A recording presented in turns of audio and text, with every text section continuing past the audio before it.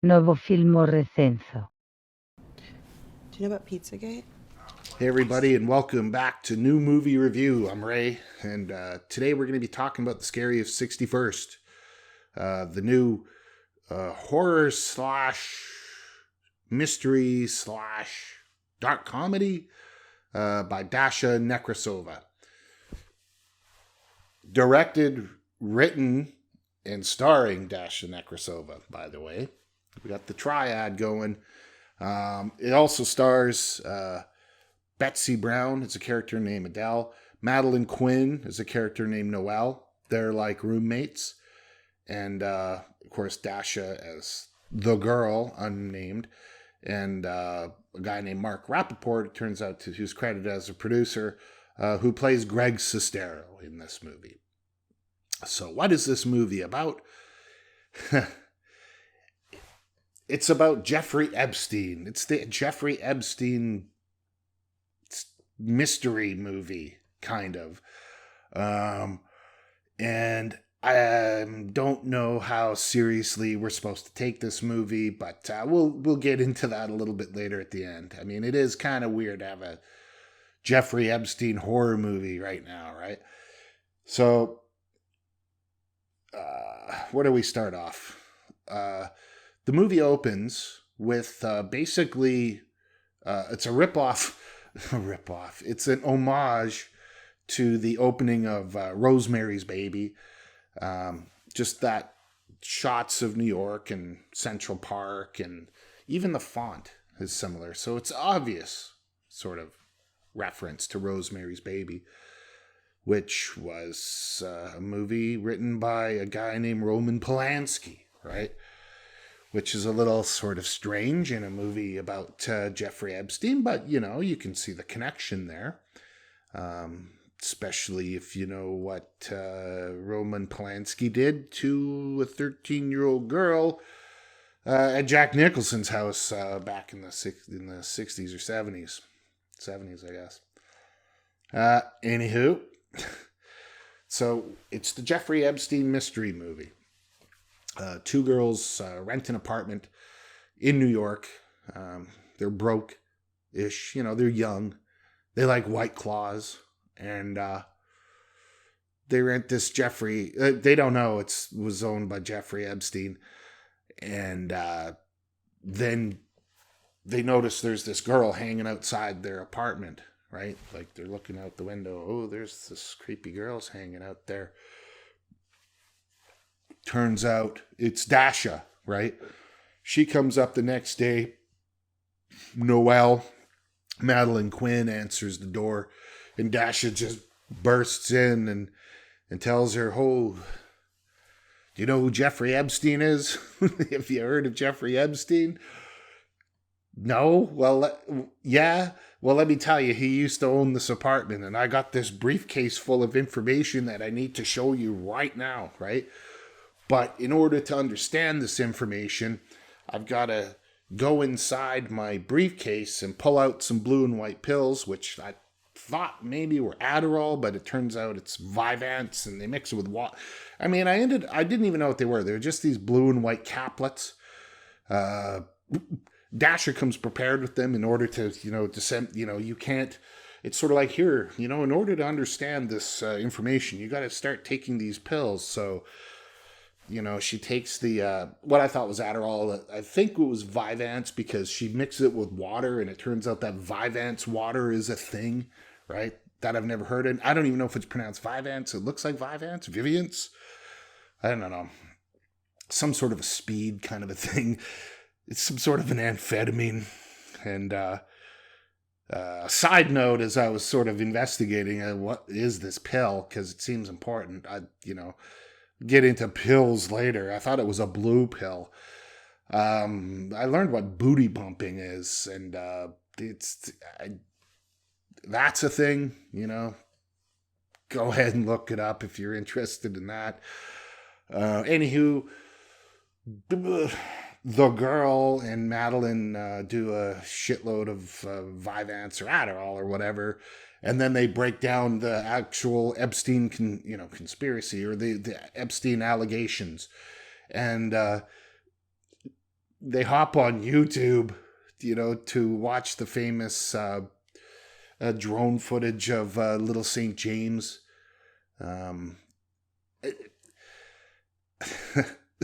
It all just sort of happens, right? And I guess they're going through his whatever books were there, and the girl. I'll just say Dasha. The character doesn't have a name, so I'll just say Dasha finds, the secret card. This little kind of like a tarot card. It looks like a playing card, but sort of with a tarot card symbol on it, hidden in some book, which I looked at and I thought it was called Sexual Trigonometry, but it's actually like sexual astrology or something. And she keeps it. And another girl, the other girl, Betsy or Adele, finds another different card with a kind of a sun pattern and like two naked kids in the vanity mirror in the bathroom.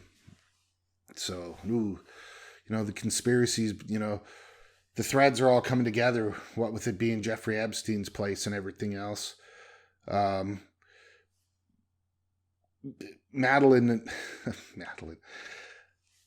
Noelle and Dasha, right, hopped up on, I wanted to say Anison, hopped up on amphetamines, start scouring the internet, and there's these screenshots, and, you really kind of have to analyze this a little bit. They're literally on YouTube. You could literally see the little avatar in the corner, which I think possibly could be Dasha's actual YouTube account. I mean, maybe this is some sort of a joke. I kind of looked at the different videos.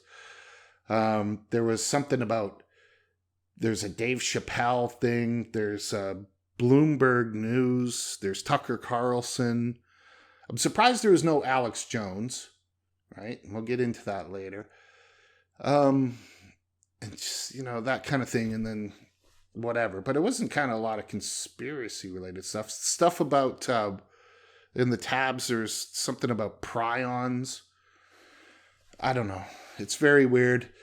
They get ripped on the Adderall and they go through, doing the internet investigation together, right? And they're immediately best friends and lesbian lovers like that. Boom. In the meantime, Addie is having some strange kind of like dreams, or she's being overtaken by something after seeing that card and I guess being in the Jeffrey Epstein house, and she starts becoming possessed, right?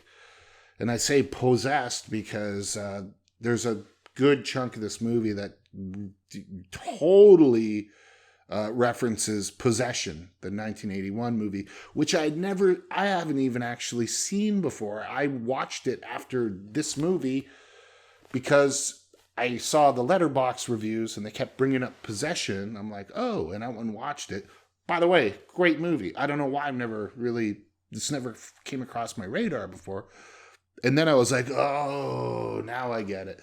Addie gets basically possessed by, I'm going to say, the ghost of one of Jeffrey Epstein's victims, I'm going to say. In fact, that's what it is. And, of course, she runs down to the actual Jeffrey Epstein apartment in New York that they filmed in front of. And I later learned, because of COVID, no one was there. And she starts furiously masturbating through her clothes in a very unsexy and crazy way, which basically made me think of, maybe someone had dropped a lit cigarette down their pants or something. We're trying to put it out. So she's getting taken over. Noelle and the girl are having I just want to say, like, an almost out of nowhere lesbian sex scene, which I think was intentionally, in a way, comedic, or it was trying to say something about movies.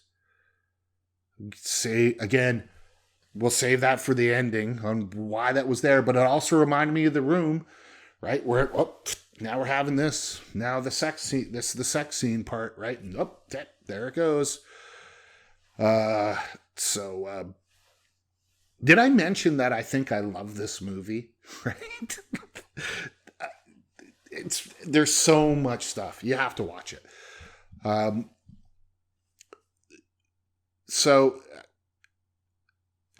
Addie there keeps getting possessed by, it's really weird, by what we can only assume is a little girl victim of Jeffrey Epstein. But no, not Jeffrey Epstein. Prince Andrew. I completely forgot.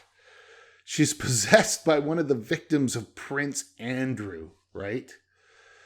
And she becomes obsessed with Prince Andrew. I feel like I blocked this out of my mind or something. And then we get to the scene that's compared to the possession scene, right? And if you haven't seen whenever someone talks about the movie Possession, they talk about that scene, right?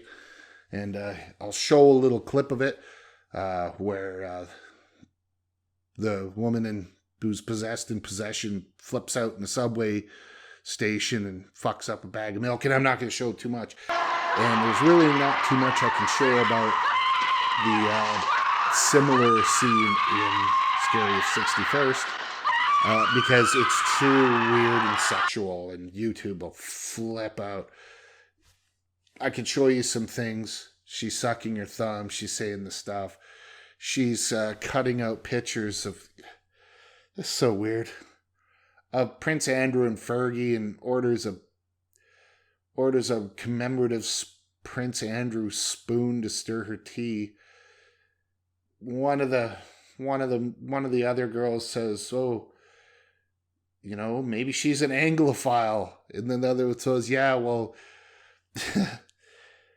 Anglophile is one." I'll just let them say it. Anglophilia is one thing, but pedophilia. Pretty ridiculous, right?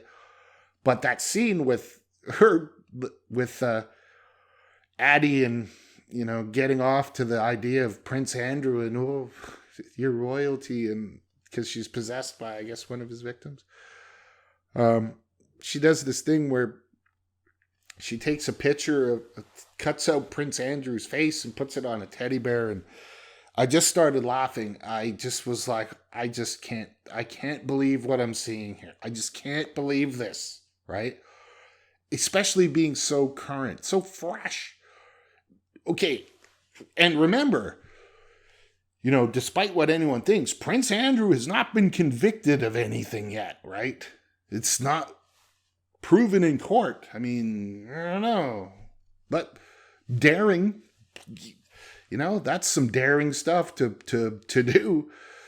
Yeah, that happens. And then I guess I'm going to wrap up the plot of the movie. Oh my God. Madeline and I keep saying Madeline.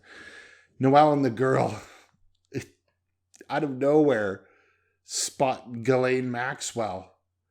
And again, I was reminded of The Room. It's sort of like an oh hi Mark moment where one just goes, holy fuck, it's Ghislaine Maxwell, right? And it's just some woman in a wig who I think is also a friend of theirs. It's Ghislaine. Sure. Ghislaine Maxwell. And again, I'm laughing. I'm like, this is, now they're messing with me, right? What are they? Or are they, right? And we come up to the conclusion, which is, takes place back at that apartment. And I actually won't spoil it. But other than to say one little thing. Two things. There's a real obvious reference to Eyes Wide Shut in this movie, where Noelle and the girl go to a crystal shop. When I'm saying it now, I'm realizing something, but go to a crystal shop to show the crystal shop owner that tarot card thing, And he's like, oh no, this is evil. And you got to stay away from this and blah, blah, and I'm like, okay, well, this is obviously the mask seller in Eyes Wide Shut. Thematically, it's in line with, a Jeffrey Epstein movie.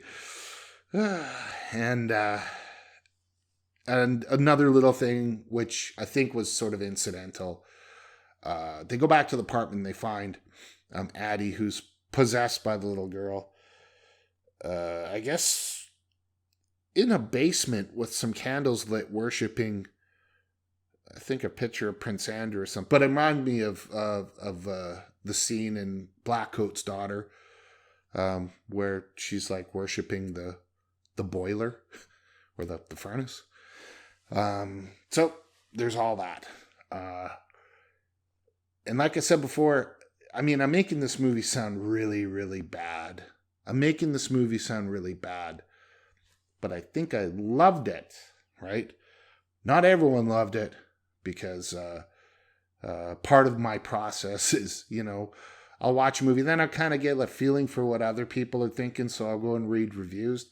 And for whatever reason, normally I go to IMDb, but for this time I went to Letterboxd, and a couple of them just made me burst laughing. And I don't know why, but the funniest review I saw for this movie was simply liberal arts degree. And I was like, oh shit. You got to see the movie. You got to see the movie to get that joke or anything I'm talking about, actually. So go out and see it. Now I want to talk about irony for a second, right? Because before, I don't even know how I found out about this movie, to be honest. I didn't know who Dasha Nekrasova is. I still kind of don't know who she is. After I watched the movie, I'm like, what's up with this? What's up with this kid, right? What's up with this girl, with this movie that obviously kind of seems to be intentionally bad, like ironically bad. I mean, there's some things where you really have to wonder, right? Like, especially things about like the decision to keep certain, lines in, right? Or acting, or, I'll just kind of play a couple things, but, why would you keep that? But I think it was intentional. Or was it? Because you'll never know, because it's irony. As I found out about, so Dasha Nekrasova is, she's a 30-year-old woman, and she is an actress, and is movie maker actress, right, in the thing, but also hosts a podcast called Red Scare, which I haven't actually listened to. I promise I'm going to go listen to it. Next time I drive to work, I'm going to listen to the Red Scare podcast and find out about it. But sort of just looking around and watching a couple videos and stuff like that on her, I kind of get the sense, I found out about something called the Dirtbag Left. Never even heard what that is before. Kind of tried to understand it, still don't understand it. But that's probably because I could care less about politics, to be honest. So I don't know. So maybe she's kind of a political thing. Maybe everything's kind of a statement. But it seems like, she's kind of like an irony bro, right? If you remember what those were back in the day, where everything's just couched in like 17 layers of irony. Like, oh, you don't even know, right? You don't even know what my true intentions are, right? You think I was only pretending to be, whatever. I was only pretending, right? And you're the fool. You're the fool for falling for it and thinking it was stupid, when in fact it was way smarter than you could even comprehend, right? Because I don't want to, without that level of irony, it's not a very good movie, right? It's kind of a joke, right? It's kind of a joke. But I think she fully intended some of these things. Picking Jeffrey Epstein, of all the things, I mean, why not, right? Picking the Epstein thing, conspiracy. So like, you're wondering, is she making fun of, conspiracy-minded people, right? And picking Jeffrey Epstein and overlaying that with Roman Polanski's Rosemary Baby opening. I'm like, whoa. I mean, you picked good subject matter. I mean, it played it seriously. I mean, it wasn't, friggin' Reno 911, the hunt for QAnon, right? It wasn't that ridiculous. And in interviews with her, she says, no, I'm really into this conspiracy stuff, especially Jeffrey Epstein stuff, right? I'm very, very serious about this. But other things seem completely ironic the way she talks about it. So I don't know. So maybe she's making fun of these conspiracy people, right? That they're all, you got to be jacked up on amphetamines in order to understand that, all the lines are crisscrossing. And it just, it makes people who are into that kind of thing seem, nuts. Or is she? Or is it? I don't know. That's the problem with irony, basically, right? It's kind of it doesn't bother me in the least. I think it's entertaining, right? But I could see for some people it just being a big fuck you. You didn't get it. You didn't understand what I was really trying to do because you're stupid. I think it's great. To me, that's great. Maybe not for everybody. But I guess I should wrap this up. Also, I was going to say something about how Dasha talks, but that's kind of being personal. I was going to say a lot of times she sounds like the lumpy space princess from Adventure Time, but whatever. Go see. This has got to be my worst review yet. I'm getting worse. Go see The Scary of 61st. Also that title. The Scary of. The Scary of. What? I'm no grammar expert, but it just sounds weird. The Scary, right? Look out, it's The Scary of 61st, right? It seems strange. But you will go out, watch the movie. Go out, stay home, watch the movie. It's everywhere. And, tell me what you think of Dasha Nekrasova in the comments. I'm missing it. I'm an old dude. What do I know about any of this stuff, right? Did you like the movie? Did you not like the movie? Did you like this review? Did you not like this review? I'm personally not liking this review right now, and I'm doing it live. I guess we'll just... I got some better stuff coming up. I got some weirder things. So we'll just leave it at that. Did I miss anything? Oh, shit, I did too. Oh, yeah. The red pill language. The red pill language. It's in this movie, you're going to hear things like beta cuck. They call Greg Sestero a beta cuck. You're going to hear words like wake up the normies, right? Which is, brutal. Brutal. In fact, when they were taking the pills, I was actually kind of hoping, I was actually kind of thinking, why aren't they taking red pills, right? Why aren't they wearing a MAGA hat? I don't know. It's pretty crazy. But I did like it. It's weird. I liked it on that meta ironic level, like, it's a movie about the Jeffrey Epstein stuff, right? Making light of it, which is weird, right? Even Reno 911 doesn't have the guts to do that. But, yeah. But even on the other level of it's actually kind of an interesting movie. It's good acting. I like the Prince Andrew sexual freakout by Betsy Brown. I thought that was good. Maybe she'll win a Palme d'Or. I don't know. Well, that's about it for today, and we'll be back again soon with another video. Thanks for watching. And subscribe.